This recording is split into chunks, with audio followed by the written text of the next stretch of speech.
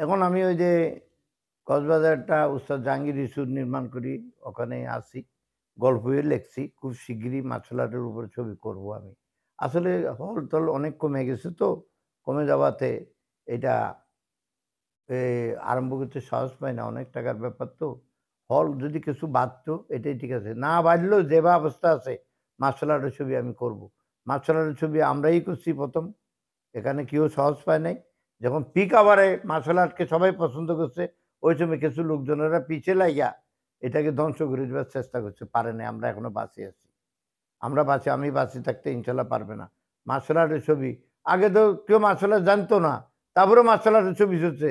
এখন মার্শাল আর্টের ছবি চললে আরো বেশি চলবে।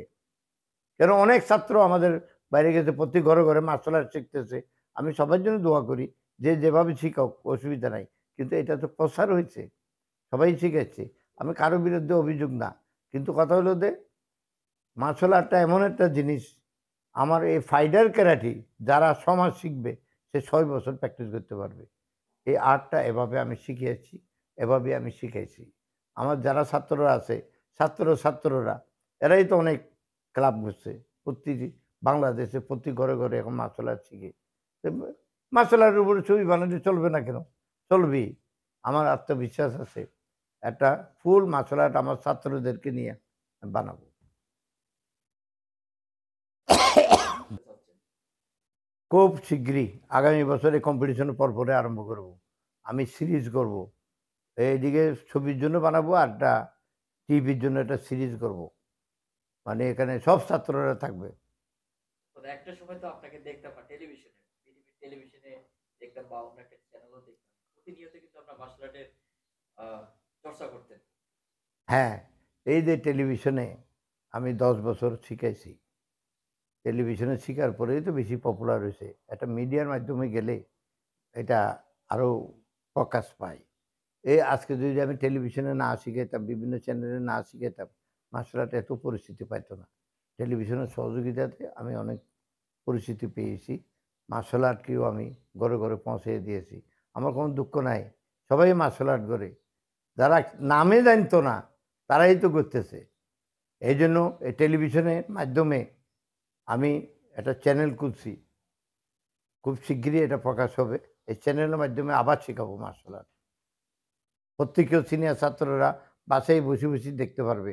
তাদের কোনো ভুল কীর্তি হলে বা তারা কোনো ভুল করলে ফাইটার ক্রাইটের সিরিয়াল যদি মেইনটেইন না করতে পারে, তাহলে তারা এটা পারবে। এটা শিখতে পারবে দেখিয়া মনে করাইতে হবে। তাদের উপকৃত হবে। সারা বাংলাদেশে যারা মার্শাল আর্ট করে তাদের উপকৃত হবে।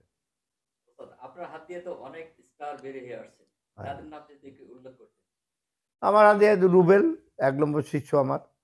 এরপরে আমাদেরও তো বংশধর যেমন ইলিয়াস কাঞ্চন আমার কাছে প্র্যাকটিস করছে। যারা ডিসিং ফাইট করতো, সাউন্ডটাই তো আমি করাইছি। যেমন মান্নারে করাইছি, ববিতারে করাইছি, জুলিয়া বলে একটা মেয়ে ছিল, ওরে করাইছি।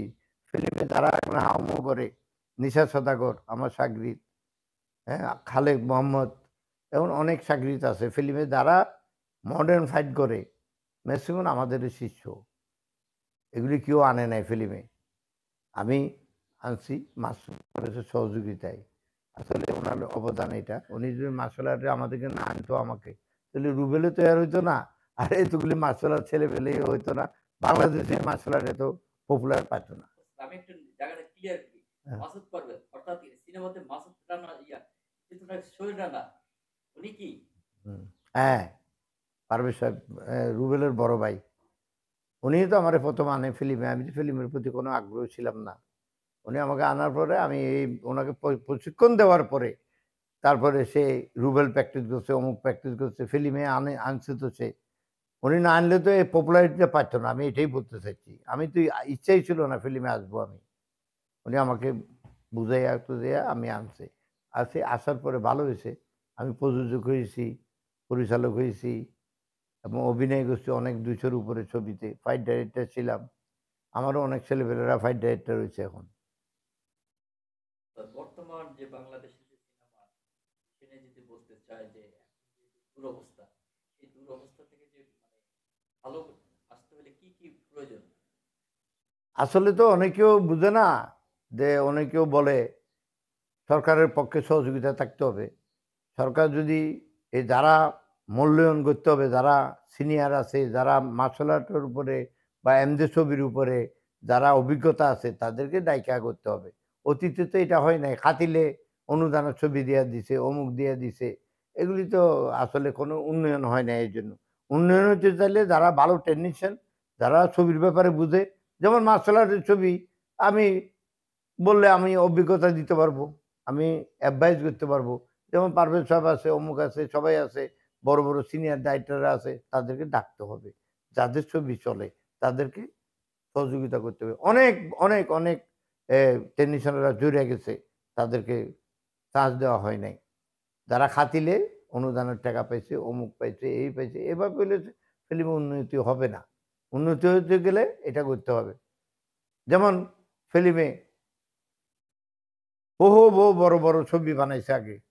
এফডিসি তো চলছে। এখন এফডিসি বন্ধর দিকে। গেলে খুব খারাপ লাগে। কেন? এটা কিছু পিছনে খারাপ লোক ছিল। ইন্ডাস্ট্রি বন্ধ হওয়ার কথা না। এটা বিনোদনের জন্য। সবাই শিখবে। সবাই শিখতে পারে ছবি দেইখা। অনেক কিছু জানতে পারে। এটা কাহিনীকে বাস্তবে রূপ নেওয়া ফিল্মে পারে, অন্য কিছু পারে না।